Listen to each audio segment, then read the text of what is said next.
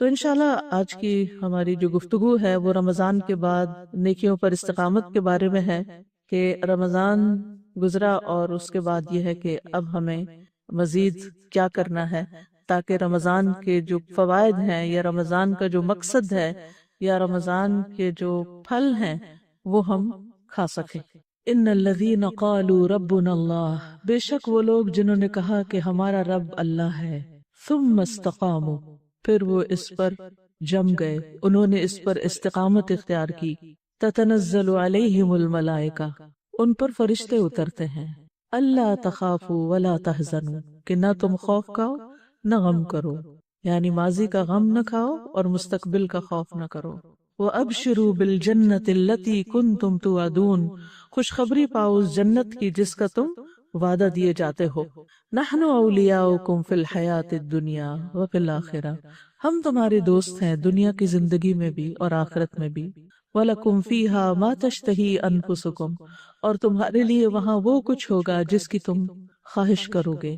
وَلَكُمْ فِيهَا مَا تَدَّعُونَ، اور تمہیں وہاں وہ ملے گا جو تم طلب کرو گے۔ نُزُلًا مِّن غَفُورٍ رَحِيمٍ، یہ غفور الرحیم رب کی طرف سے میزبانی ہوگی، تم اس کے مہمان ہوگے۔ تو اس سے بڑی خوشخبری کیا ہو سکتی ہے کہ جو شخص ایمان لا کر اور ایمان میں عمل صالح شامل ہوتے ہیں، ایمان لا کر عمل صالح کر کے استقامت اختیار کرتے ہیں، جم جاتے ہیں، جن نیکیوں کو اختیار کرتے ہیں پھر ان کو چھوڑتے نہیں، ان کے ساتھ کنٹینیو کرتے ہیں، تو ان کو فرشتوں کا ساتھ حاصل ہوتا ہے، فرشتوں کی مدد حاصل ہوتی ہے، فرشتے ان کے دوست بن جاتے ہیں، فرشتے ان کے دلوں میں اچھے خیالات ڈالتے ہیں، فرشتے ان کے لیے کاموں کو آسان کرتے ہیں، یعنی نیکی کے رستے پر چلنا آسان کر دیتے ہیں۔ پھر انسان کو اس بات کا شکوہ نہیں ہوتا کہ میرے ساتھ کوئی نہیں، میرا مددگار کوئی نہیں، میرا ماحول نہیں۔ اگر آپ کے اندر استقامت کی نیت ہے کہ میں نے اسی رستے کو اختیار کرنا ہے اور اس کو چھوڑنا نہیں، تو اللہ کی طرف سے تائید آتی ہے فرشتوں کی شکل میں، اور پھر انسان فکر مند ہوتا ہے کہ ابھی تک تو سب اچھا تھا، آئندہ کیا ہوگا۔ اللہ سبحانہ وتعالیٰ آئندہ کے لیے وہ خوشخبری دیتے ہیں فرشتوں کے ذریعے، اللہ تخافو، خوف نہ کھاؤ، فکر نہیں کرو، جس رب نے اب نیکی کی توفیق دی وہ آئندہ بھی دے گا۔ اور پھر انسان کو اس بات کا ریگریٹ اور غم بھی ہوتا ہے کہ میں کچھ اور بھی کرتا، مجھ سے یہ بھی نہیں ہوا، تو اس غم اور ریگریٹ میں بھی مبتلا نہیں رہنا چاہیے، اور انسان کو نیکی کے کام کی جو توفیق ملی ہے اس پر خوش ہونا چاہیے، اس پر شکر کا اظہار کرنا چاہیے، اور اللہ تعالیٰ کی نعمت کو محسوس کرنا چاہیے کہ اللہ کے اذن سے، اللہ کی توفیق سے نیکیاں کرنے کا موقع ملا۔ اللہ کا شکر جس نے رمضان جیسا مہینہ دیا، جس نے قرآن جیسی نعمت دی، جس نے یہ پورا ماحول عطا کیا کہ جس میں میرے لیے نیکی پر چلنا آسان ہو گیا، تو اللہ سبحانہ وتعالیٰ آئندہ بھی اس نعمت کو برقرار رکھیں گے اگر ہم شکر گزار رہیں گے۔ نہ خوف کھاؤ اور نہ غم کرو۔ وَأَبْشِرُوا بِالْجَنَّةِ الَّتِي كُنْتُمْ تُوعَدُونَ، خوشخبری پاؤ اس جنت کی جس کا تم وعدہ دیے جاتے ہو، اور پھر وہاں پر وہ ساری خواہشات تمہاری پوری ہوں گی جن کو تم دنیا میں اللہ کی خاطر کنٹرول کرتے رہے۔ یعنی جب رمضان ہوتا ہے تو کیا ہوتا ہے، انسان اپنی خواہشات پہ سب سے زیادہ کنٹرول کرتا ہے۔ خواہشات میں زیادہ خواہشات کس کس چیز کی ہوتی ہیں؟ کھانے پینے کی سب سے زیادہ، ہر وقت انسان کو کچھ نہ کچھ کھانے کو چاہیے ہوتا ہے۔ اور کس چیز کی خواہش ہوتی؟ سونے کی۔ اور کس کی خواہش ہوتی؟ باتیں کرنے کی، اور خاص طور پہ لوگوں کی باتیں کرنے کی، اور لوگوں کی باتوں میں سے بھی منفی باتیں کرنے کی، لوگوں کی طرف سے پہنچنے والی تکلیفیں اور جو شکوے شکایات ہوتے ہیں ان پر گرمبل کرنے کی۔ تو روزے کی خاطر ہم ان ساری چیزوں پر کنٹرول کرتے ہیں۔ تو جنت میں تو خیر اللہ باتیں نہیں ہوگی اور نہ حرام کوئی گفتگو ہوگی، لیکن یہ ہے کہ وہاں پر انسان کو کوئی روک ٹوک نہیں ہوگی کہ کب کس سے کیا بات کرے۔ اور جو لوگ دنیا میں اپنی سعادت کو کنٹرول کر کے اچھی باتیں کرنا سیکھ جاتے ہیں، اپنا ذائقہ بدل لیتے ہیں اور پورے مہینے کے اس ٹریننگ پروسیس سے گزر کر اپنی گفتگو کا سٹائل چینج کر لیتے ہیں، کیونکہ پورا مہینہ روک کر اپنے آپ کو رکھا ہوتا ہے، تو پھر رکنے کی بھی عادت پڑ جاتی ہے۔ تو اللہ سبحانہ وتعالیٰ ان کے لیے جنت کا وعدہ کرتے ہیں، یعنی اگر تم ایمان پر عمل صالح پر استقامت اختیار کرو گے تو تمہارے لیے جنت ہے۔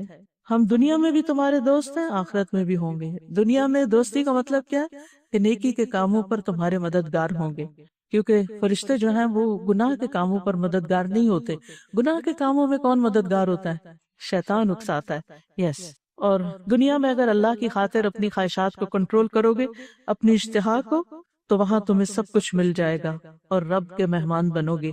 اس سے بڑی خوشخبری اور کیا ہو سکتی ہے؟ تو جیسا کہ ہم جانتے ہیں کہ رمضان میں ہم نے ایک گول سیٹ کیا تھا اور اللہ سبحانہ وتعالیٰ نے ہماری اس طرف رہنمائی کی. وہ کیا تھا؟ روزہ کس لیے فرض کیا گیا تھا؟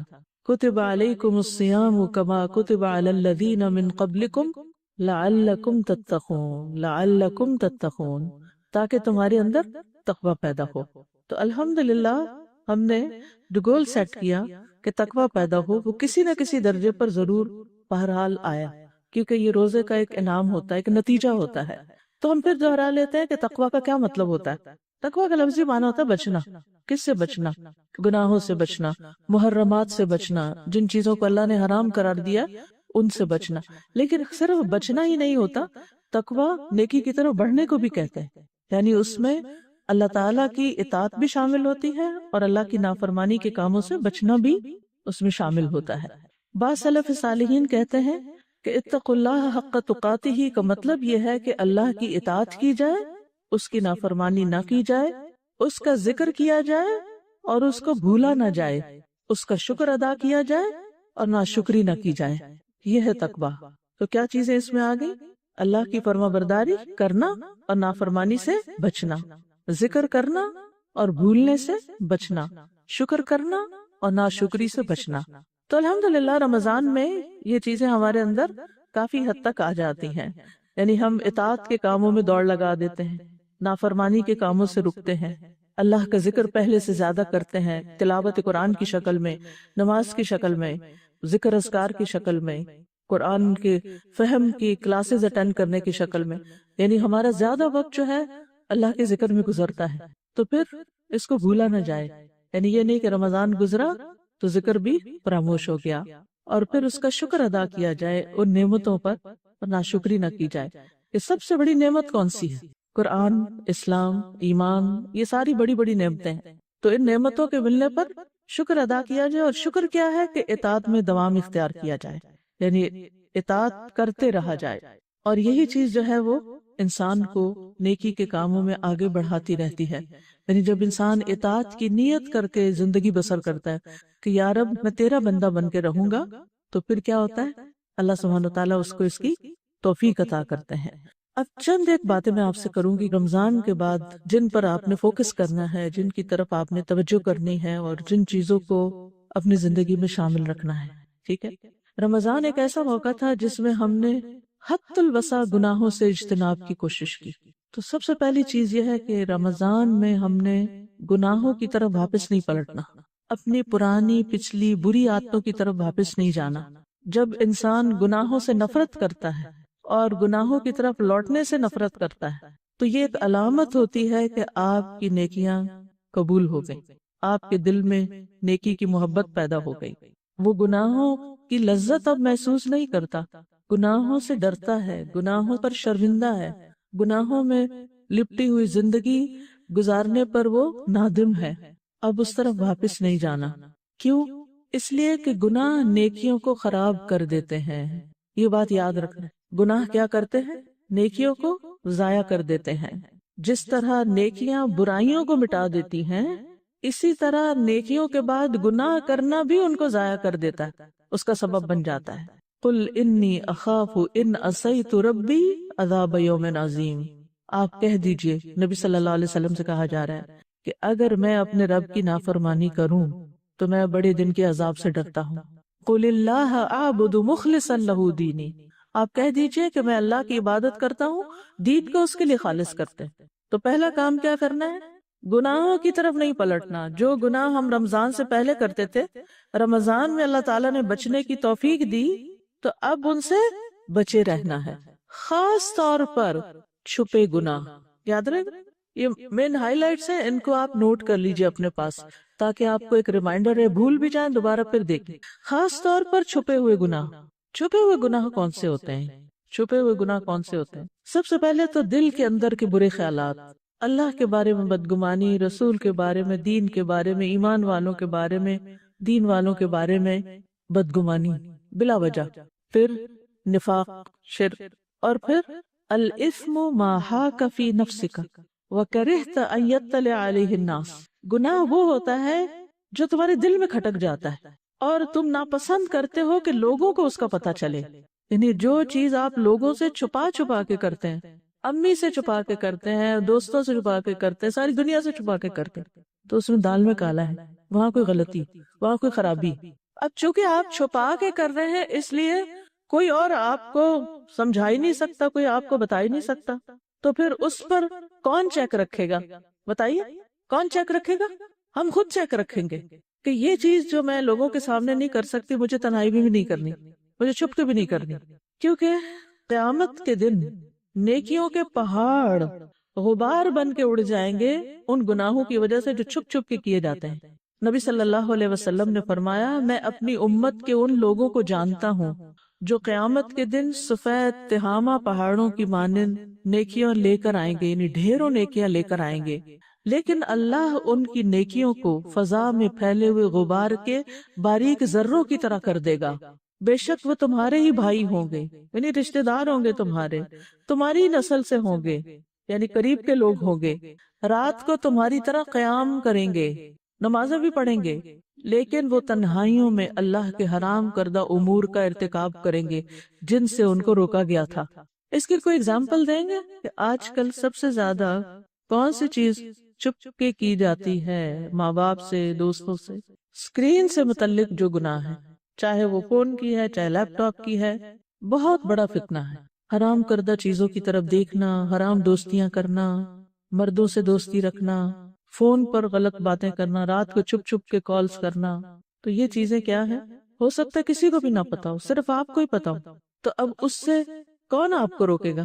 صرف اللہ کا تقوی ہی روک سکتا ہے۔ تو اس چیز کا خاص خیال رکھنا ہے کہ اپنی نگاہوں کی حفاظت کرنی ہے، اپنے اعمال کو باطل نہیں کر دینا، کیونکہ گناہ نیکیوں کو ضائع کر دیتے ہیں۔ قرآن مجید میں ایک مثال بیان کی گئی ہے سورۃ البقرہ کی آیت نمبر 266 میں، اَیَوَدُّ أَحَدُكُمْ أَن تَكُونَ لَهُ جَنَّةٌ مِّن نَخِیلٍ وَأَعْنَابٍ تَجْرِی مِن تَحْتِهَا الْأَنْہَارُ لَهُ فِیہَا مِن كُلِّ الثَّمَرَاتِ وَأَصَابَهُ الْكِبَرُ وَلَهُ ذُرِّیَّةٌ ضُعَفَاءُ فَأَصَابَهَا إِعْصَارٌ فِیہِ نَارٌ فَاحْتَرَقَتْ كَذَلِكَ يُبَيِّنُ اللَّهُ لَكُمُ الْآیَاتِ لَعَلَّکُمْ تَتَفَکَّرُونَ۔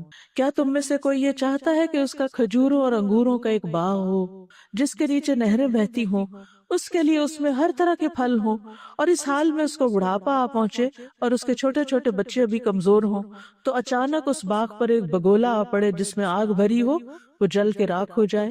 اسی طرح اللہ تعالیٰ تمہارے لیے نشانیاں کھول کر بیان کرتا ہے تاکہ تم غور و فکر کرو۔ مفسرین اس آیت کی تفسیر میں یہ کہتے ہیں کہ اس سے مراد وہ شخص ہے کہ جو نیکیاں کرنے کے بعد کوئی ایسا عمل کرتا ہے جو ایک بگولے کی طرح ہوتا ہے، جو اس کی ساری نیکیوں کو کھا جاتا ہے۔ یعنی اطاعت کے کاموں کے بعد وہ کوئی ایسی نافرمانی کا کام کرتا ہے کہ جس سے اس کی ساری نیکیوں پہ پانی پھر جاتا ہے۔ کیا روزہ رکھنا آسان تھا؟ نہیں، مشکل تھا۔ گرمیوں کے روزے تھے، لمبے روزے تھے، بھوک پیاس کا بھی سامنا ہوگا، چلے کچھ دن میں عادت بھی ہو جاتی، لیکن بہرحال ایک مشقت بھرا کام تھا۔ کیا رات کو عشاء کی نماز کے بعد دیر تک کھڑے رہنا آسان کام تھا؟ نیند قربان کرنا آسان کام تھا؟ نہیں۔ اور پھر آخری عشرے میں اور بھی زیادہ، یعنی تقریباً ساری رات ہی عبادت میں گزری، کوئی آسان کام تھا؟ کتنی محنت سے آپ نے کمائی کی، اور آخرت میں اس کی کتنی ضرورت ہوگی، اور انسان خوش بھی ہو جاتا ہے کہ الحمدللہ نیکیوں کی ایک بہار آئی، نیکیوں کا موسم بہار تھا، اور موسم بہار میں خوب پھل پھول آئے، خوب نیکیاں کی، اور اب کیا اپنی نیکیاں ضائع کر دے؟ حرام کام کر کے، غلط کام کر کے، برے کام کر کے؟ کیا خیال ہے؟ بولے نا۔ تو یہاں پر جو مثال دی گئی ہے باغ کی کہ اس میں کھجورے اور انگور، تو یہ کھجورے اور انگور اور جنت میں باغ کیسے لگتے ہیں؟ نیک اعمال سے۔ اور قیامت کے دن ان نیک اعمال کی ضرورت ہوگی یا نہیں ہوگی؟ تو اگر ہم نے رمضان میں باغ لگا کے شوال میں اس کو جلا دیا تو پھر کیا ہوگا؟ کہیں اس دھوکے میں نہ ہو کہ ہم نے بہت کچھ کر لیا، اب تو جنت پکی ہوگی، اور آگے جا کے دیکھیں کہ اوہ یہ تو باغ سے اڑ گیا۔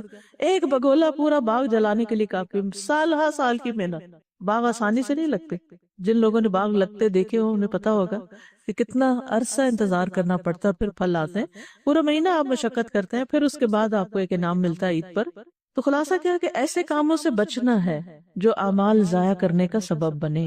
سورۃ محمد میں اللہ تعالیٰ فرماتے ہیں آیت نمبر 33، یا ایھا الذین آمنوا اطیعوا اللہ واطیعوا الرسول ولا تبطلوا اعمالکم، اے لوگو جو ایمان لائے ہو اللہ کا حکم مانو اور رسول کا حکم مانو اور اپنے اعمال ضائع نہ کرو۔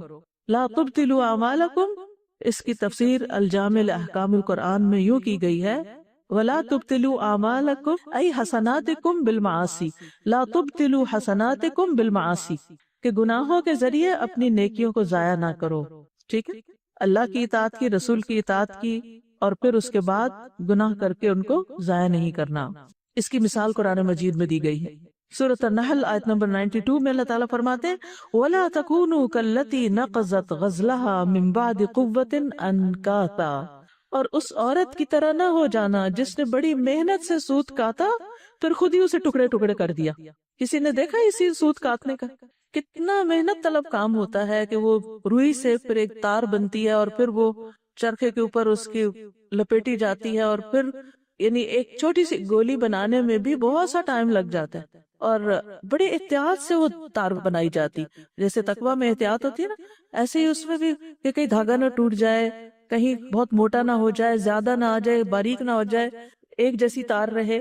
تو بہت محنت طلب کام ہوتا ہے، بہت الرٹ ہو کے کرنا پڑتا ہے، آپ غافل ہو کے وہ چرخہ نہیں کاٹ سکتے۔ تو آپ نے بڑی محنت سے وہ سب کچھ کیا، اور اس کے بعد کیا ہوا کہ خود ہی اس کو توڑ کے رکھ دیا۔ تو انسان سب سے زیادہ خود اپنا ہی دشمن ہے جب وہ اپنی نیکیوں کو ضائع کرتا ہے۔ تو کیا نہیں کرنا؟ نیکیاں ضائع نہیں کرنی۔ اور نیکیاں کیسے ضائع ہوتی ہیں؟ گناہ ضائع کر دیتے ہیں۔ تو آپ دیکھیے کہ جیسے عقیدہ ہے، مثلا ایمانیات ہے، تو کچھ چیزیں ہمارے ایمان کو ضائع کرنے والی، جیسے شرک، جیسے نفاق، جیسے شک، اس سے عقیدے کی تباہی ہو جاتی۔ اعمال میں مثلا سب سے پہلے نماز آتی، تو آپ نے فقہ میں ایک ٹاپک پڑھا ہوگا مبطلات الصلاۃ، وہ چیزیں جو نماز کو باطل کر دیتی ہیں۔ مثلا کون سی چیز نماز باطل کر دیتی ہے؟ آپ نماز پڑھ رہے ہیں اور آپ نے وہ حرکت کی، نماز گئی۔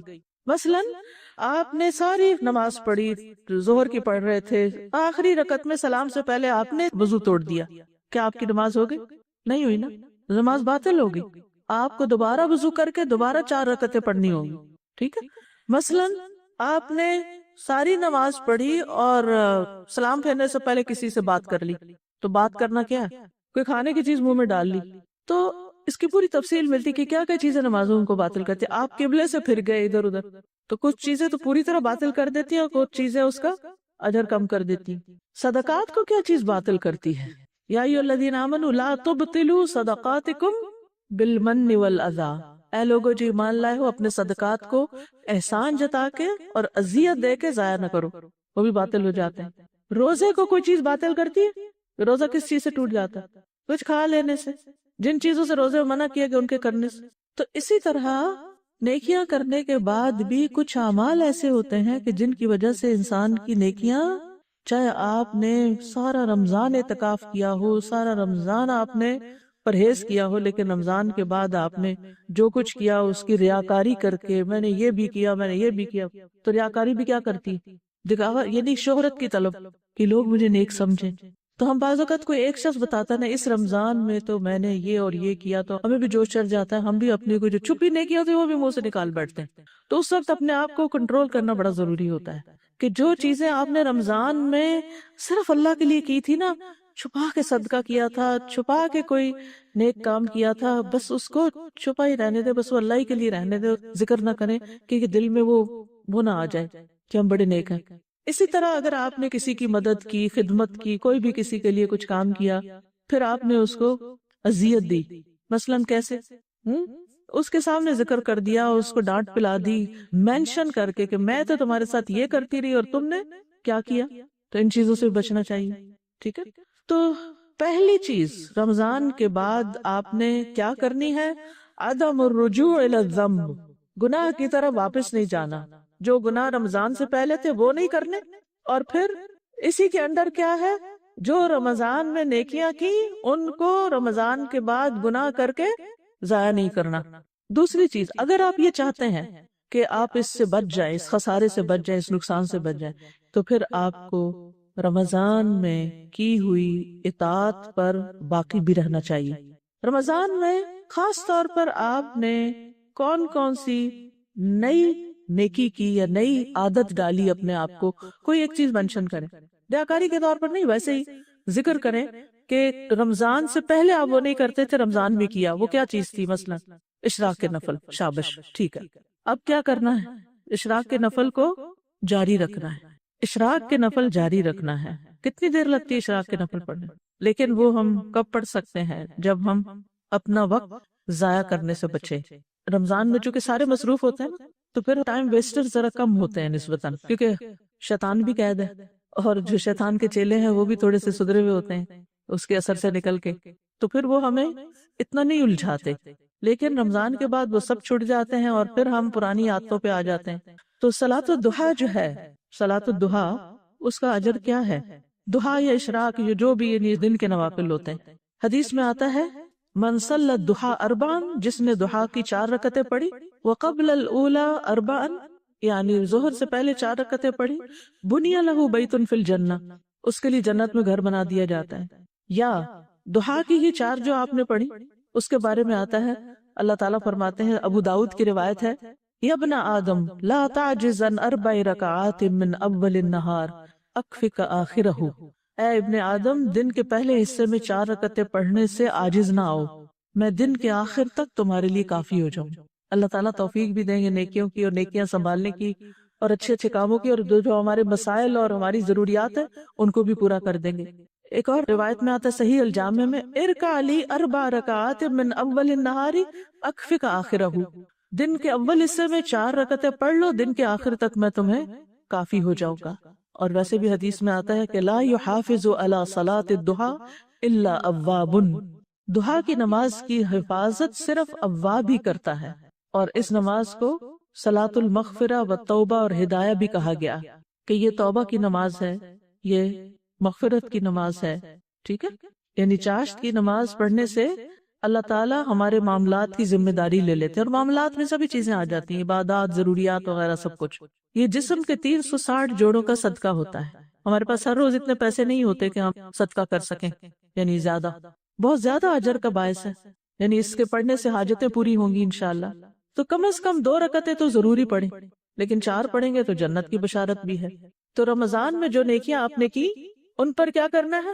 دوام اختیار کرنا ہے۔ اگر آپ اشراق یا ضحیٰ، چاشت کی نماز نہیں پڑھ سکتے تو آپ اپنا محاسبہ کریں، کون سے ایسے کام میں پڑ گئی تھی کہ جس نے میری یہ نیکی گنوا دی کہ میں اس کو نہیں کر سکی۔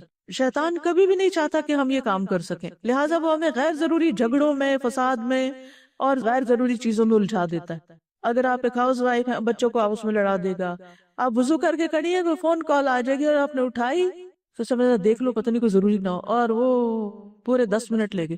وہی 10 منٹ آپ نے یہ 4 رکعتیں پڑھ لینی تھی، اور وہی 10 منٹ آپ کے فضول فالتو باتوں میں لگے، صرف لوگوں کو خوش کرنے میں۔ اور جب خاص طور پر آپ کو پتا ہو کہ کال اتنی ضروری نہیں، تو آپ کس طرح معذرت کر سکتے؟ میں ایکچولی وضو کر کے کھڑی تھی، اگر آپ مجھے اجازت دیں تو میں پہلے یہ نماز پڑھ لوں۔ تو وہ دوسرے شخص کے پاس جو شکوے شکایتیں اور وہ غصہ اور پتہ نہیں کیا کچھ ہوگا آپ پہ جھاڑنے کے لیے، سنانے کے لیے لوگوں کی شکایتیں، وہ بھی ٹھنڈا ہو جائے گا 10 منٹ میں، اور ادھر آپ بھی اپنی نماز پڑھ لیں گے۔ ہمیں معذرت کرنی آنی چاہیے، دوسرے سے اجازت لینی چاہیے۔ اگر آپ اجازت دیں تو میں ذرا یہ کام کر لوں پہلے۔ بعض اوقات بچے عین اس وقت آ جاتے ہیں، ہمیں یہ چاہیے، تو انہیں کہے کہ 10 منٹ دیتے ہیں آپ مجھے، جیسے یوسف علیہ السلام نے کیا تھا نا، کیا کہا تھا؟ کھانا آنے سے پہلے میں آپ کو بتاتا ہوں خواب کی تعبیر کیا۔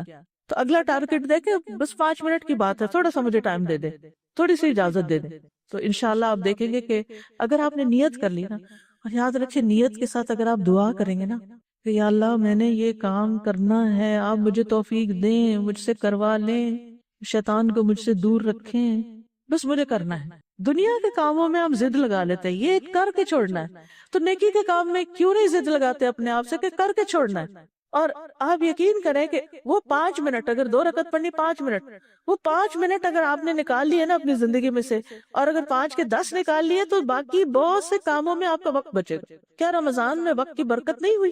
کون سی چیز چھوٹ گئی؟ ٹھیک ہے کچھ غیر ضروری چیزیں ضرور چھوٹ گئی، لیکن ضروری کام تو کھایا پیا سوئے سب کچھ کیا، وہ تو ہو ہی گیا نا. تو یاد رکھیے کہ رمضان کے بعد شیطان جب چھٹ کے آتا ہے تو اس کا سب سے بڑا ہدف کیا ہوتا ہے کہ جو انہوں نے کیا وہ ان سے ضائع کراؤ، اور جو عادتیں ان کی پڑی ہیں وہ ان کی ختم کرواؤ. اور کیا کرتے ہیں رمضان میں ہم؟ تلاوت زیادہ کرتے ہیں یا روزانہ کرتے ہیں. تو دو چیزیں نا، زیادہ بھی کرتے ہیں اور روزانہ بھی کرتے ہیں. رمضان میں کوئی دن ہم مس نہیں کرتے. تو آئندہ زندگی میں آپ نے کیا کرنا ہے؟ تلاوت روزانہ کرنی، چاہے تھوڑی کریں یا زیادہ کریں. اور اس کا بھی اگر آپ ٹارگٹ سیٹ کریں نا اتنی تو کرنی ہے. یہ صرف اللہ کی توفیق سے ہوتا ہے. جب اللہ توفیق دیتا ہے نا تو شیطان کو بھی باندھ دیتا ہے. پھر ہم یہ نہیں کہہ سکتے وہ شیطان غالب آ گیا تھا اور یہ ہو گیا. شیطان کس پہ غالب آتا ہے پتہ ہے آپ کو؟ یہ بھی نہیں کہنا چاہیے شیطان آ گیا تھا مجھ پہ. اس سے شیطان بڑا خوش ہوتا ہے. استحوذ علیہم الشیطان فانساہم ذکر اللہ. شیطان ان پہ غالب آ گیا. منافقین کے بارے میں آتا ہے اس نے ان کو اللہ کا ذکر بلوا دیا تو اللہ کی مدد مانگی. ٹھیک ہے. تو رمضان کی عبادات کی قبولیت کی ایک علامت یہ ہوتی ہے کہ انسان رمضان کے بعد بھی اطاعت کے کاموں میں جلدی کرتا ہے اور اپنی ان عادات کو کنٹینیو کرتا ہے. حسن بصری کہتے ہیں ان من جزاء الحسنۃ الحسنہ بعدہا. نیکی کی جزا میں سے یہ بات ہے کہ نیکی کے بعد پھر نیکی کی توفیق ہوتی ہے. ومن عقوبۃ السیئۃ السیئۃ بعدہا. اور گناہ کی سزا یہ ہے کہ گناہ کے بعد پھر مزید گناہ کا دروازہ کھلتا ہے اور گناہ کرتا ہے انسان. فَإِذَا قَبِلَ اللَّهُ الْعَبْدَ. جب اللہ بندے کو قبول کر لیتا ہے فَإِنَّهُ يُوَفِّقُهُ إِلَى الطَّاعَةِ. تو اس کو اطاعت کی توفیق دیتا ہے. وَيُصْرِفُهُ عَنِ الْمَعْصِيَةِ. اور اس کو گناہ کے کاموں سے پھیر دیتا ہے. اچھا اور کیا کرتے تھے ہم رمضان میں؟ قیام اللیل، تہجد، تراویح پڑھتے تھے نا. رات کو نماز پڑھی جاتی تھی نا. تو ابھی بھی کچھ تو پڑھ سکتے ہیں نا. قیام اللیل ہوتے ہیں رات کے نوافل. جیسے دن کے نوافل دہا کے میں نے آپ کو بتایا، اسی طرح رات کے نوافل ہیں. یہ دو تین طریقے اس کو پڑھنے. ایک یہ کہ عشاء کی نماز کے بعد ہی ایکسٹرا کچھ نفل پڑھ لیں. جیسے رمضان میں ہم تراویح پڑھتے ہیں، عشاء پڑھی اور اس کے بعد کیا کرتے ہیں 8 یا 20 جو بھی جہاں پڑھائی جاری ہوتی ہے وہ پڑھ لیتے ہیں. اچھا پھر آخری عشرے میں تو صبح دوبارہ بھی اٹھ جاتے ہیں یا سوتے ہی نہیں ہے ساری رات. خیر اتنی تو ہم آخری عشرے تو پھر اسپیشل ہے نا، اتنا تو ہم نہیں کر سکتے. لیکن اگر ہم سے تہجد میں نہیں اٹھا جاتا تو عشاء کی سنتوں کے بعد 2 نفل یا 4 نفل یا جو بھی آپ پڑھ سکتے ہیں قیام اللیل کی نیت سے پڑھ لیں. بعض اوقات آپ اس کے بعد وہ کر رہے ہوتے ہیں، کوئی اور کام ہوتا ہے، پڑھائی کرنی ہے یا کچھ، سونے جا رہے ہیں، سونے سے پہلے 2 نفل بھی پڑھ لیں، وتر بھی پڑھ لیں، آپ کا قیام اللیل ہو جائے گا. یہاں سے شروع کر لیں. یہ تو ہو سکتا ہے کہ نہیں. لیکن بہت سارے لوگ کیا کرتے ہیں عشاء پڑھتے ہی ذکر کیے بغیر اٹھ جاتے ہیں. اللہ رحم کرے. اس قدر جہاں اجتماعی نمازیں ہوتی ہیں نا وہاں یہ سین دیکھنے کو آتا ہے تو دل پکڑا جاتا ہے. بہت سخت تکلیف ہوتی ہے. عید کا موقع ہو، جمعے کا خطبہ ہو، کچھ بس امام نے سلام پھیرا نہیں اور اٹھ بھاگے. جیسے قید کیا ہوا تھا نا، قید کیا ہوا تھا نماز نے، اور جو ہی نماز پڑھی قید سے چھٹے اٹھ کے بھاگے مصلی سے، یا فٹافٹ فون اٹھا لیا اور سبحان اللہ کرو اور ساتھ میسج چیک کر لیا. دونوں کام ہو گئے. ملٹی ٹاسکنگ ہو رہی ہے. پتہ نہیں ذکر کس کا ہو رہا ہے. آپ کو معلوم ہے کہ نماز کے بعد مصلی میں بیٹھ کے تسبیح پڑھنے کا فائدہ کیا ہے؟ جب تک آپ کا وضو باقی رہتا ہے فرشتے آپ کے لیے مقرر ہو جاتے ہیں دعا کرنے کے لیے. اللہم اغفر لہ ورحمہ، اللہم اغفر لہ ورحمہ، اللہ اس کو معاف کر دے، اللہ اس پہ رحم کر دے. تو کم از کم تسبیحات اور اس کے بعد کی اذکار الصلاۃ مختصر سے. مجھے معلوم ہے کہ سب کے پاس بہت لمبا وقت نہیں ہوتا، لیکن تھوڑی دیر ضرور بیٹھے مصلی. آیت الکرسی ضرور پڑھ لیں. آیت الکرسی پڑھنے کا فائدہ پتہ ہے نا کہ اگر اس کے بعد ڈیتھ ہوگی اگلی نماز سے پہلے تو جنت سے کوئی چیز روک نہیں سکتی. تو آپ یہی کہا کریں کہ یہ جنت کی کنجی ہے، مجھے یہ کھونی نہیں، مجھے فرض کے بعد یہ تو پڑھنی پڑھنی ہے. اور یہ کسی سے باتیں کیے بغیر. بعض لوگوں کا حال یہ ہوتا ہے تراویح پڑھ رہے ہوتا ہے نا، یار اب اس قدر گھبراہٹ ہوتی ہے کہ ادھر سلام پھیرا، ادھر 2 باتیں کر کے اگلی رکعت شروع کی. امام شروع کر لیتا ہے لیکن ان کی باتیں ختم نہیں. یہ اس نے بڑی لمبی کر دی تھی، لگتا ہے امام بھول گیا تھا. ساتھ ساتھ کمنٹری جاری ہوتی. آپ اس لیے تھوڑی امام کے پیچھے پڑھ رہے ہیں کہ آپ امام کے اوپر تبصرے شروع کر دیں. اس نے فلاں تجوید کی غلطی کی تھی، فلاں جگہ یہ نہیں کیا تھا، فلاں یہ نہیں کیا. کیا مقصد ہوتا ہے ان باتوں کا؟ ہم کیا ظاہر کرنا چاہتے ہیں؟ ہم کیا ثابت کرنا چاہتے ہیں؟ ہم امام سے بھی آگے بڑھنا چاہتے ہیں. اور بعض لوگ ٹھیک ہے منفی باتیں نہیں کرتے، تعریف ہی بہت ہے. کیا مزہ ہی آ گیا اب تو اس نماز کا، بھی آ گیا سب کو آ گیا. ٹھیک ہے اب ذرا اللہ کا ذکر اور کر لیں. ٹھیک ہے. تو عبادت کب تک کرنی چاہیے؟ رمضان تک. اذکار کب تک کرنے چاہیے؟ تلاوت کب تک کرنی چاہیے؟ روزے کب تک رکھنے چاہیے؟ صرف رمضان تک نہیں. وَاعْبُدْ رَبَّكَ حَتَّى يَأْتِيَكَ الْيَقِينُ. نبی صلی اللہ علیہ وسلم سے ایک شخص نے پوچھا تھا کہ بس ایسی بات بتا دیں کہ اس کے بعد کچھ پوچھنے کی مجھے ضرورت ہی نہ رہے، بس ایک کوئی چیز بتا دیں. تو آپ نے کیا فرمایا؟ قُلْ آمنت باللہ ثم استقم، کہو میں اللہ پر ایمان لایا اور میں اس پہ جم گیا۔ اللہ تعالیٰ کے نزدیک پسندیدہ اعمال کون سے ہوتے ہیں؟ ان احب الاعمال الی اللہ ادومھا وان قل، تھوڑے بھی ہوں لیکن دائمی ہوں۔ اب میں یہ مختلف چوائسز آپ کو بتا رہی ہوں کہ یہ کر سکتے ہیں، یہ کر سکتے ہیں، کر سکتے ہیں۔ ہو سکتا ہے آپ سارا کچھ نہ کر سکیں، لیکن رمضان سے پہلے اگر کچھ نہیں کرتے تھے جو رمضان میں کیا، اس میں سے ایک چیز تو ضرور پکڑ لیں جو اس سال آپ کی عادت بن جائے، آپ اپنے کل سے بہتر زندگی کا آغاز کریں۔ حدیث میں آتا ہے، صحیح مسلم کی روایت ہے، آل محمد صلی اللہ علیہ وسلم کا یہ معمول تھا کہ جب کوئی کام کرتے تو مستقل مزاجی سے کرتے، یعنی استقامت اختیار کرتے اس میں۔ آپ صلی اللہ علیہ وسلم فرمایا کرتے تھے، عمل وہی اختیار کرو جس کی تم میں طاقت ہو، بے شک اللہ ثواب دینے سے نہیں تھکتا یہاں تک کہ تم خود ہی اکتا جاؤ۔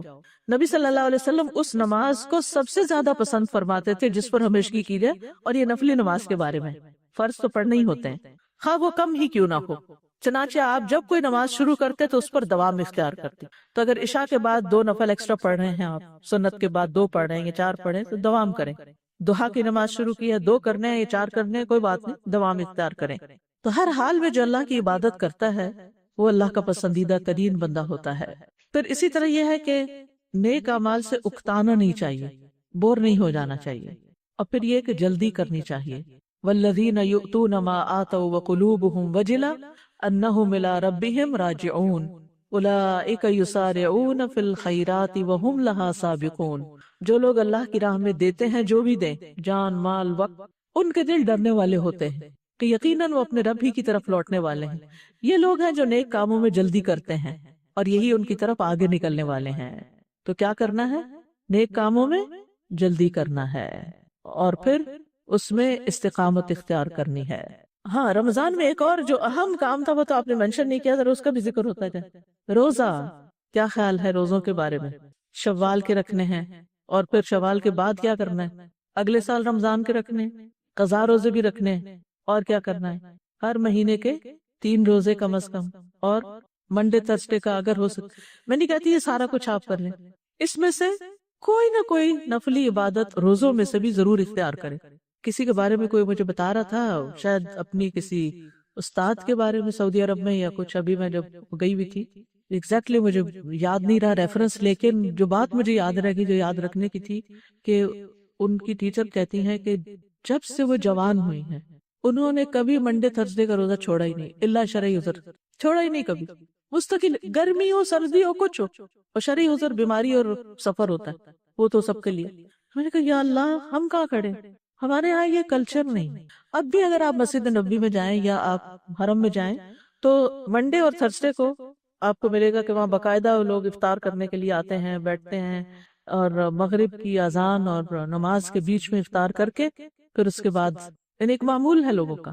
لیکن ہمارے ہاں اس کی طرف توجہ نہیں ہے۔ اگر ممکن ہو، میں یہ نہیں کہتی کہ ہاسٹل کی انتظامیہ پہ مشکل مشقت ڈال دوں اتنا فضائل بیان کر کے، لیکن یہ ہے کہ کچھ نہ کچھ، کوئی نہ کوئی طریقہ، ایٹ لیسٹ شوال کے روزے، شوال کے روزوں کا کیا فائدہ ہے؟ سال بھر کے روزوں کا اجر ملتا ہے، اور اس میں صحیح مسلم کی صحیح حدیث موجود ہے، ٹھیک ہے؟ جس طرح نئی نئی باتیں ہوتی ہیں نا، تو پھر وہ نئے نئے ٹرینڈز، اب سوشل میڈیا پہ کہیں سے کوئی ویڈیو شیئر ہونے لگتی ہے، زیور پہ زکوٰۃ نہیں، کوئی ایک اوپینین ہوتا ہے، اس کو لے کے وہ گھمایا جاتا ہے کہ لوگ پریشان ہو جاتے ہیں کہ شاید ہم غلط کر رہے ہیں، حالانکہ زکوٰۃ ادا نہ کرنے پر وعید ہے، اور اس کا ادا کرنا جو ہے احتیاط کے زیادہ قریب ہے، اور اس کے بھی دلائل باقاعدہ موجود ہیں، اس جو پہننے والا زیور اس پہ زکوٰۃ موجود۔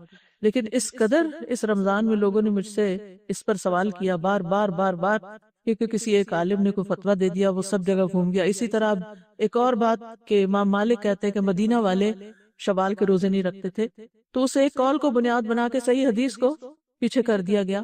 تو اگر کوئی کہے کہ پاکستان والے منڈے تھرسڈے کا روزہ نہیں رکھتے اس لیے کوئی بھی روزہ نہ رکھے، تو آپ کیا کہیں گے؟ روزہ چھوڑ دیں گے؟ نہیں، پاکستان اسلامی جمہوریہ پاکستان ہے۔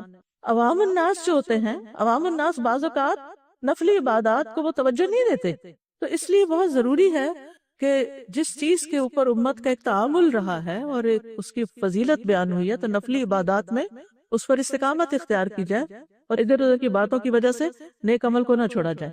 نیکی پر استقامت کا جو فائدہ ہے وہ کیا ہے؟ کوئی بتائے گا مجھے؟ نیکی پر استقامت کا فائدہ کیا ہے؟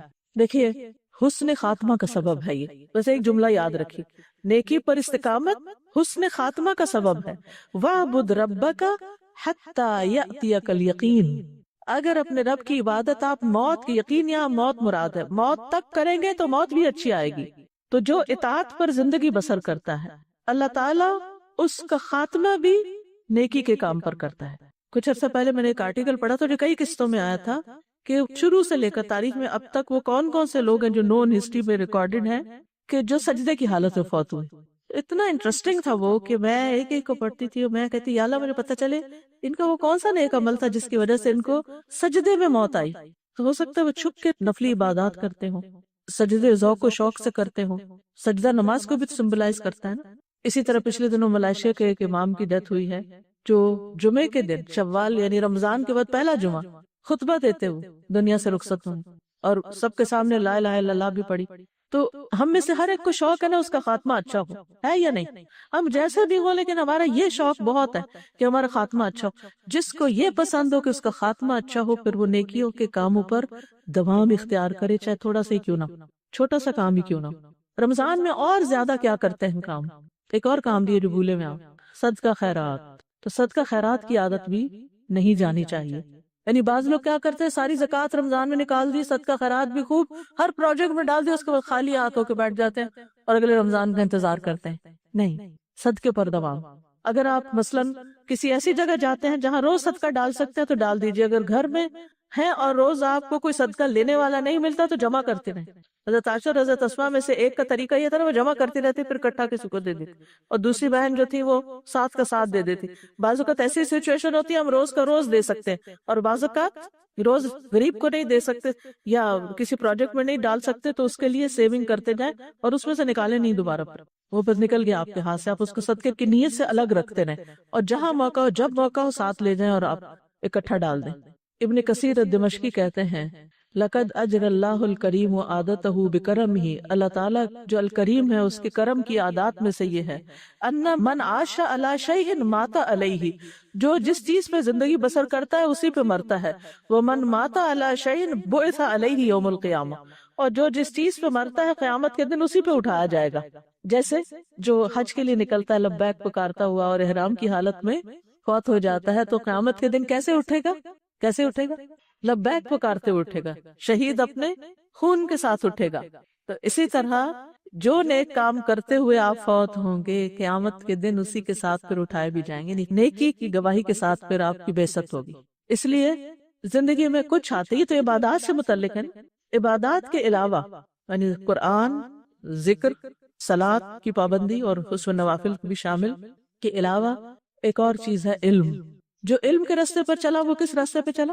جنت کے راستے پر۔ سیکھنا اور سکھانا ختم نہیں کرنا، کچھ بھی ہو کہیں بھی ہو۔ میں کل جدہ میں تھی، پرسوں رات ہماری ملاقات تھی، جو انڈیا میں حیدرآباد ہے اس کے بارے میں مجھے کوئی بتا رہا تھا کہ جدہ کی برانچ سے ایک خاتون اپنا کورس مکمل کر کے گئی اور وہاں جا کر 70 ایئرز اولڈ تھی، بیمار ہو گئی۔ بیمار کیا ہوئی کہ ان کے ہر روز رات کو ڈائلسس ہوتے ہیں، اور ڈائلسس کا پتہ ہے نا آپ کو، جب گردوں کی صفائی مشینوں سے ہوتی ہے کتنا تکلیف دہ پروسیس ہوتا ہے۔ لیکن کہتی ہے کہ ہر روز رات میں وہ کروا کے ہر روز صبح کلاس لیتی ہیں، ایک دن بھی مس نہیں کرتی۔ اپنے گھر میں ہی انہوں نے کلاس شروع کی ہوئی ہے کہ کہیں اور نہیں جا سکتے۔ کہتے اتنی استقامت ان کے اندر کہ اتنے سخت پروسیس سے گزر کر بھی انہوں نے اپنا کام نہیں چھوڑا۔ کہتے آپ ایک دفعہ آ کر وہاں دیکھیں جو محلے محلے میں کلاسز شروع ہوئی ہوئی ہیں، اور ایسے لوگ پھر ایک مثال بن جاتے ہیں کہ اگر وہ 70 سال کی خاتون بیماری کے ساتھ یہ کام کر سکتی ہے تو ہم جوانوں کو کیا مسئلہ ہے۔ اور کلاس کا مطلب ضروری نہیں ہوتا کہ آپ ایک بہت بڑا ہال بھر لیں تو پھر ہی آپ پڑھائے، تو یہ ہوتا ہے آپ کو نہیں پتا کسی ایک شخص کو پڑھائے۔ اگر ہم یہ کہیں کہ نہیں ہماری کلاس میں کوئی 60 پلس نہیں آ سکتا کیونکہ بوڑھے لوگ کی یہ کلاس نہیں، بوڑھے لوگ یاد نہیں رکھ سکتے، آپ کو کیا پتا وہ ایک بوڑھا شخص جو پڑھ جائے وہ 1000 جوانوں سے بھی بہتر اس کام کو آگے لے کے بڑھے۔ تو آپ خود سوچئے کہ آپ کی محنت ضائع نہیں جاتی چاہے ایک شخص پر بھی ہو، لیکن وہ ایک شخص آپ کو باندھ لیتا ہے۔ اگر آپ ایک شخص کے ساتھ مل کر قرآن پڑھتے پڑھاتے ہیں، اور اب تو آپ دیکھیے کہ فون پر، اسکائپ پر، سوشل میڈیا کے ذریعے، آن لائن بے شمار ٹیکنالوجی کے ذریعے طریقے نکل آئے کہ آپ بہت ڈسٹنس پر بھی ہوتے ہوئے آپ لوگوں کے ساتھ قرآن کا مذاکرہ اور درس و تدریس اور تعلیم کا کام کر سکتے ہیں۔ تو بہت ضروری ہے کہ آپ کیا کریں؟ علم کا کام کریں۔ ایک اور چیز، غور و فکر، انہیں 5 چیزیں آپ نے تھام کے رکھنی ہیں اپنی زندگی میں ان پہ استقامت اختیار کرنی. نماز، ذکر، تلاوت قرآن، علم کا سیکھنا اور سکھانا، اور غور و فکر کرنا، ریفلیکٹ کرنا، چاہے اکیلے چاہے کسی کے ساتھ. اللہ سبحانہ تعالیٰ نے انسان کو جو فضیلت بخشی ہے باقی مخلوق پر، وہ کس بنا پر؟ اس کی عقل کی بنا پر اور اس کے بیان کی بنا پر. علمہ البیان.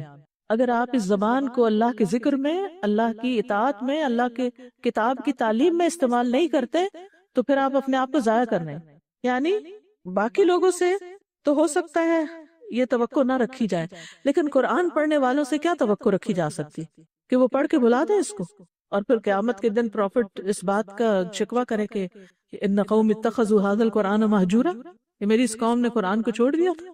تو اس کو فار لائف اختیار کرنا ہے. سیکھنا اور سکھانا دونوں چیزیں. رب زدنی علما، یعنی کہ کبھی بھی قرآن کے عجائبات ختم نہیں ہوتے. ایک دفعہ پڑھنے سے سب کچھ سمجھ نہیں آتا. ایک دفعہ ختم ہو، پھر دوبارہ شروع کر دے، پھر دوبارہ شروع کر دے، پھر دوبارہ شروع کر دے. اللہ تعالیٰ فرماتے ہیں افلا یتدبرون القرآن، کیا یہ قرآن میں غور و فکر نہیں کریں گے؟ ام علی قلوب اقفالها، کیا ان کے دلوں پہ تالے، ان کورس کرنے کے بعد دل پہ تالا چڑھایا، کنڈی لگائی، بس ختم ہو گیا سارا سلسلہ؟ نہیں، اس کو جاری رکھنا ہے. ٹھیک. امام ابن تیمیہ کہتے ہیں اگر کسی کو دیکھنا ہو کہ کسی کی رمضان المبارک کی عبادت قبول ہوئی یا نہیں تو اس کے رمضان کے بعد والے اعمال دیکھو. اگر رمضان کے بعد بھی نیک اعمال پر اس کی استقامت اسی طرح باقی ہے جیسے رمضان میں تھی تو سمجھ لو کہ اللہ تعالیٰ نے اس کی رمضان میں کی جانے والی عبادتوں اور اطاعتوں کو قبول فرما لیا، جس کی وجہ سے ان اعمال کو تسلسل کے ساتھ باقی رکھنے کی توفیق عطا فرمائی. اور جس کو دیکھو کہ رمضان کے بعد اس کے اعمال میں یک لخت فرق آ گیا، ڈراسٹک چینج، وہ رمضان میں کچھ اور تھا، وہ کچھ اور بن گیا، اور وہ ہدایت سے بھٹک کر پھر اس راہ کا راہی ہو گیا جس پر وہ رمضان سے پہلے گامزن تھا، تو سمجھ لو کہ اس کا شمار بھی انہی لوگوں میں ہے جن کے متعلق رسول اللہ صلی اللہ علیہ وسلم نے ارشاد فرمایا رب صائم لیس له من صیامہ الا الجوع ورب قائم لیس له من قیامہ الا السحر. بعض روزے دار کو روزے سے بھوک کے سوا کچھ نہیں ملتا، انہوں نے رمضان میں بھوک کاٹ لی بس ختم ہو گیا، اور بعض قیام کرنے والوں کو قیام سے بیداری کے سوا کچھ نہیں ملتا، یعنی وہ تقوی ہاتھ نہیں آتا، وہ نیک اعمال پر مداومت ہاتھ نہیں آتی. علماء کہتے ہیں کہ اگر حج، عمرہ، روزہ اور دیگر عبادات اللہ کی بارگاہ میں قبولیت کا درجہ پالے تو اس کی نشانی یہ ہے کہ بندہ نیکی کے بعد نیکی کرتا چلا جاتا ہے. ہم میں سے ہر ایک کو یہ فکر ہوتی ہے نا کہ پتہ نہیں ہماری عبادت قبول ہوئی یا نہیں، تو قبولیت کی علامت کیا ہے؟ رمضان کے بعد بھی نیکی کرتے چلے جانا، اور پھر اس بات سے ڈرنا کہ کہیں ہمارے اعمال ضائع نہ ہو جائے. ٹھیک ہے، وہ جیسے قرآن مجید کیا ہے نا والذین یؤتون ما آتوا وقلوبهم وجلہ، کہ وہ لوگ جو دیتے ہیں اور ان کے دل ڈر رہے ہوتے ہیں، یعنی نمازیں پڑھتے ہیں، روزے رکھتے ہیں، صدقہ خیرات کرتے ہیں، اور وہ ڈرتے رہتے ہیں کہ کہیں ہمارے اعمال ضائع نہ ہو جائے. اولئک الذین یسارعون فی الخیرات، یہ نیکیوں میں آگے بڑھنے والے. تو نیکیوں میں آگے بڑھنے والے کبھی اپنے نیک اعمال پہ فخر نہیں کرتے، وہ اپنے اعمال کو حقیر ہی سمجھتے ہیں اور اس پر غرور نہیں کرتے، تعجب یا عجب کا شکار نہیں ہوتے، وہ اپنی آخرت کو یاد کرتے رہتے ہیں جس دن انہیں ان اعمال کا بدلہ ملنے والا ہے، اور جس دن انسان کے چھوٹے بڑے گناہوں کا حساب لیا جانے والا ہے. اب سوال یہ پیدا ہوتا ہے کہ ان چیزوں پر پابندی کے لیے کریں کیا؟ یعنی یہ تو پتہ چل گیا کہ استقامت اختیار کرنی ہے، لیکن استقامت کیسے اختیار ہو؟ ہم چاہتے ہیں لیکن کر نہیں پاتے. تو آپ کے خیال میں وہ کون سا ایسا طریقہ ہے جس سے استقامت حاصل ہوتی ہے؟ نمبر 1، پلاننگ کرنی پڑتی ہے کہ کون سا کام کب اور کیسے کرنا ہے. اس کے لیے ٹائم لاک کر لیں. جیسے قیمتی چیزوں کو آپ لاک کر لیتے ہیں، پھر کوئی اور ان پہ ڈاکہ نہیں ڈال پاتا. تو اپنے اوقات کو مال و دولت سے بھی زیادہ قیمتی سمجھے اور اس کو لاک کریں. یہ ٹائم میرا تلاوت کے لیے، یہ ٹائم میرا نفل کے لیے، یہ وقت میرا صدقے کے لیے ہے، یہ میرا تسبیحات کے لیے ہے، مثلا ٹریولنگ کے دوران یا اور جو بھی. کیا کریں گے آپ؟ پلاننگ. کب، کیا، کیسے کرنا ہے، کتنا کرنا ہے. اگر آپ نے پلاننگ نہیں کی نا، جتنے مرضی لیکچر سن لیں، پھر کام کرنا مشکل ہو جاتا ہے. ٹھیک ہے، اور کیا کرنا ہوتا ہے؟ دعا کرنی ہوتی، نیت، پلاننگ میں ساتھ نیت بھی شامل کر لیں کہ پکی نیت کے کر کے چھوڑنا ہے. صحبت صالح، حب الصالحین و بغض مجالست العصات، صالحین کی محبت اور نافرمان لوگوں کی کمپنی سے بغض. جب تک یہ چیز نہیں ہوگی اس وقت تک استقامت نہیں ہو سکتی، کیونکہ آپ کو سہارا انسانوں کی شکل میں بھی کچھ نہ کچھ چاہیے ہوتا ہے کہ جو آپ کو پکڑ کے رکھے، سیدھے راستے پہ چلائیں، جن سے آپ انسپریشن لیں۔ ضروری نہیں ہوتا کہ وہ آپ کو لیکچر ہی دیتے رہیں، تقریریں ہی کرتے رہیں، نصیحتیں ہی کرتے رہیں، ہر وقت آپ کو انسٹرکشنز دیتے رہیں، نہیں، صرف ان کو دیکھ کر بھی آپ کو انسپریشن ہو جاتی۔ وہ نماز پڑھ رہے ہیں، آپ کسی سے ملنے کے لیے گئے اور وہ سکون سے اپنے چاشت کے نفل ادا کر رہے ہیں، اس وقت آپ کا دل کیا چاہے گا؟ میں کیوں پیچھے، میں بھی کر لیتا، میں کیوں نہیں کر سکتا؟ اگر آپ میں سے ایک لڑکی بھی صبح جیسے وقت سے پہلے آپ آ جاتے، ایک لڑکی بھی اگر نماز پڑھتی ہوئی دکھائی دی نا، 4 اور بھی کھڑے ہو جائیں گے ساتھ، تو آپ وہ بنیں جو دوسروں کو بھی راہ دکھائیں۔ گھر میں آپ کھڑے ہو جائیں گے، آپ کو دیکھ کر ایک دن آپ کے بچے بھی شروع کر دیں گے۔ چھوٹے بچے تو ویسے ساتھ ہی کھڑے ہو جاتے ہیں، چاہے تنگ کرنے کے لیے یا ویسے نقل اتارنے کے لیے، لیکن وہ بڑے ہو کر بھی یہ چیزیں ساتھ رہتی ہیں، ٹھیک ہے؟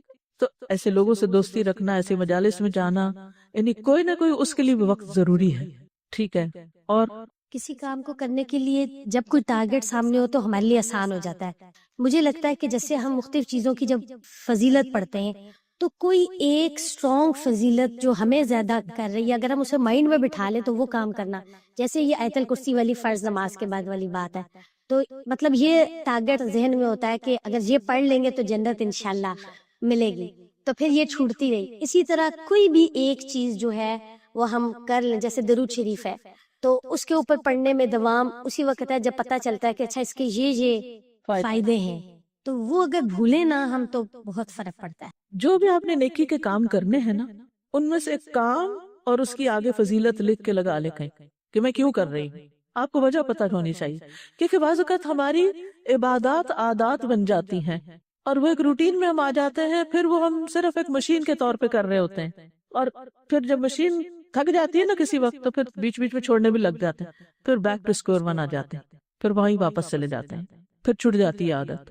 تو پہلے مرحلے پہ شروع کیوں کی تھی؟ مثلا یہ حدیث بھی بہت انسپائر کرتی ہے۔ نبی صلی اللہ علیہ وسلم نے فرمایا، اللہ عز و جل فرماتا ہے، اے ابن آدم میری عبادت کے لیے اپنے آپ کو فارغ کر لو، یعنی وقت نکالو، میں تیرے سینے کو بے نیازی سے بھر دوں گا، یعنی پرواہ نہیں رہے گی، کسی چیز کا خوف نہیں رہے گا، ہو جائے گا، کوئی کام یہ نہیں ہو رہا فکر مندی نہیں، ہو جائے گا، تمہارا فقر دور کر دوں گا، محتاجی دور کر دوں گا۔ اگر تو نے ایسا نہ کیا تو میں تیرے سینے میں مصروفیات بھر دوں گا، ہر وقت کاموں کی فکر، یہ نہیں ہوا، وہ نہیں ہوا، وہ نہیں ہوا، اور تیرا فقر زائل نہیں کروں گا۔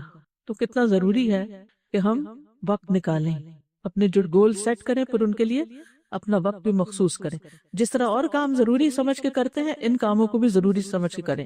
پھر ایک اور حدیث ہے احکامات کی حفاظت کے بارے میں، احفظ اللہ یحفظک، احفظ اللہ تجدہ تجاہک، اللہ کی حفاظت کرو وہ تمہاری حفاظت کرے گا، اللہ کی حفاظت کرو تم اسے اپنے سامنے پاؤ گے، یعنی مراد ہے اللہ تعالیٰ کے احکامات، یعنی حرام چیزیں وغیرہ سے بچنے۔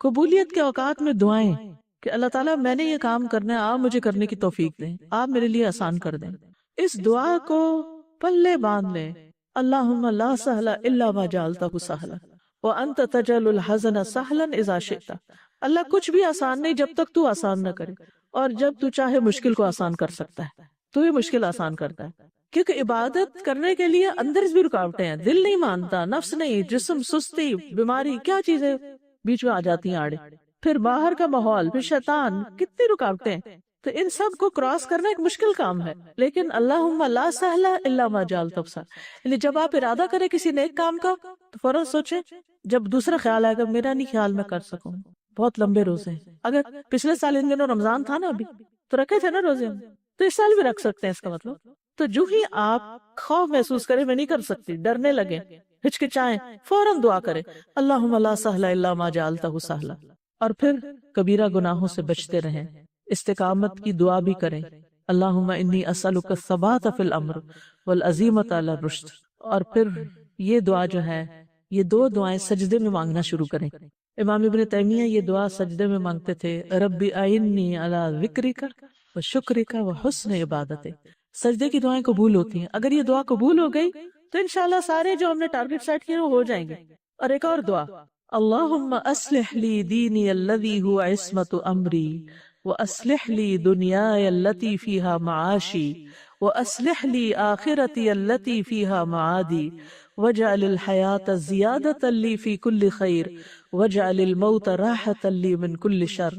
اے اللہ میرے دین کو درست کر دے، میرا دین بالکل ٹھیک ہو، نماز روزہ ہر چیز پرفیکٹ ہو جائے، جو میرے معاملات کا محافظ ہے، یعنی اسی سے میری حفاظت ہونی ہے دنیا میں بھی آگے بھی، اور میری دنیا کو بھی درست کر دے جس میں میرا معاش ہے، جہاں میں رہ رہا ہوں، میرے حالات آسان کر دے، میرا رزق روزی کا معاملہ، میرے اور جو رکاوٹیں ہیں جن جن چیزوں میں وہ دور کر دے، اور میری آخرت کو درست فرما دے جس کی طرف میری واپسی ہے، اور میری زندگی کو ہر بھلائی میں میرے لیے زیادتی کا باعث بنا دے، اور موت کو میرے لیے ہر شر سے راحت بنا دے۔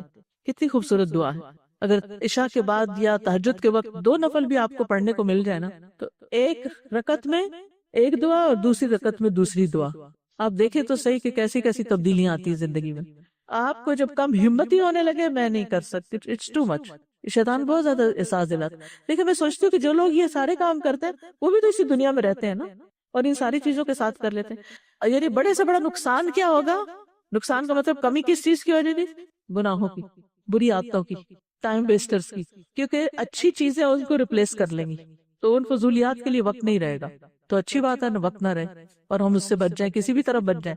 تو ان الحسنات یذہبن السیئات، یعنی صرف یہ نہیں کہ نیکی ہوئی اور برائی مٹ گئی، مطلب یہ کہ بری عادتیں بھی چلی جاتی ہیں اور برے کام اور برے اخلاق بھی چلے جاتے ہیں۔ پھر یذہبن السیئات، نیکی کریں گے، نیکی کی خوشبو آئے گی تو باقی سیئات اور ذنوب جو ہیں وہ جائیں گے انشاءاللہ۔ اللہ تعالی ہمیں توفیق عطا فرمائے۔ وآخر دعوانا ان الحمد للہ رب العالمین۔ سبحانک اللہم وبحمدک، اشہد ان لا الہ الا انت، استغفرک واتوب الیک۔ السلام علیکم ورحمۃ اللہ وبرکاتہ۔